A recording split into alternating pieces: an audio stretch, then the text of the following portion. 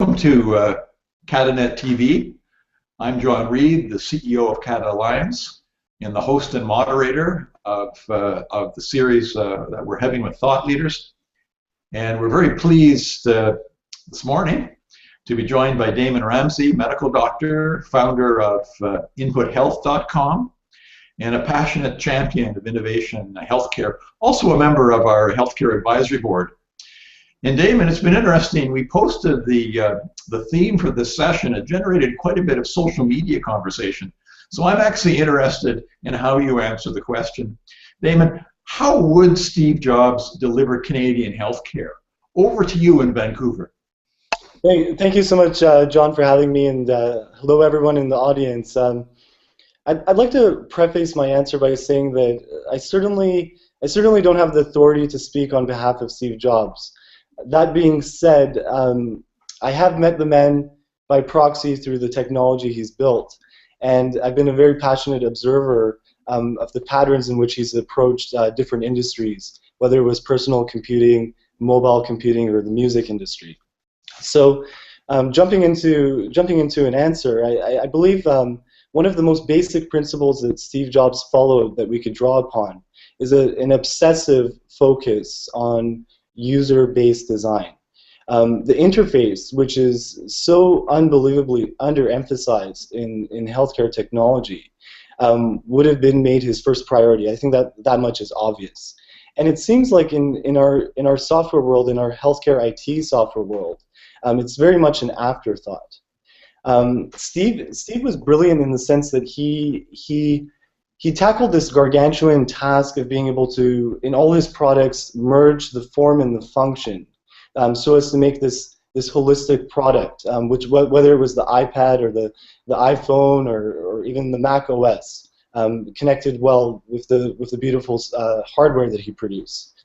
And I think paradoxically in healthcare technology, we emphasize function so much at the expense of form that often everything is failing to function properly.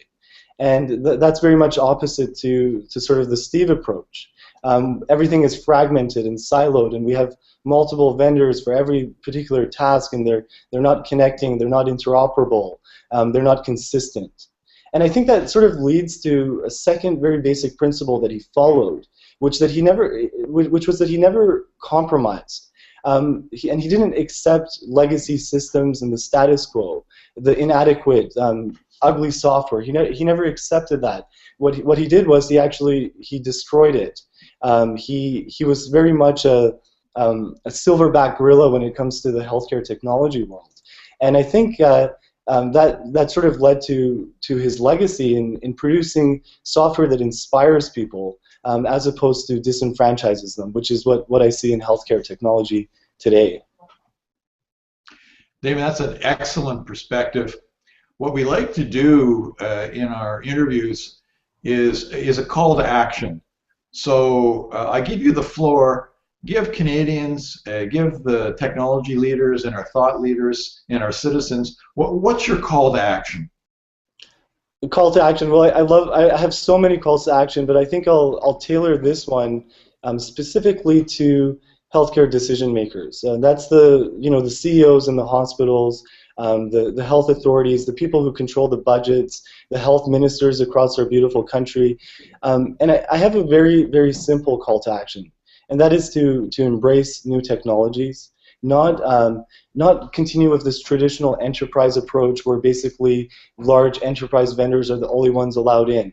I think that there's this new movement in Canada where there are actually progressive healthcare professionals, physicians, nurses, this younger generation, which basically has this desire for better technology, and they've begun to build it themselves.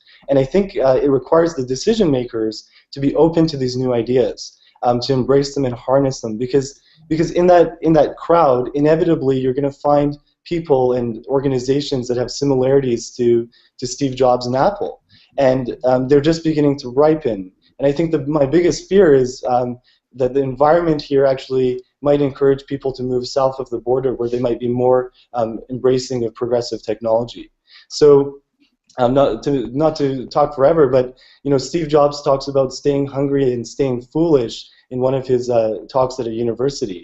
And I think because healthcare is so very different than these other industries that he tapped into, because building well-designed technology actually can result in saving people's lives, reducing mortality and morbidity, preventing disease.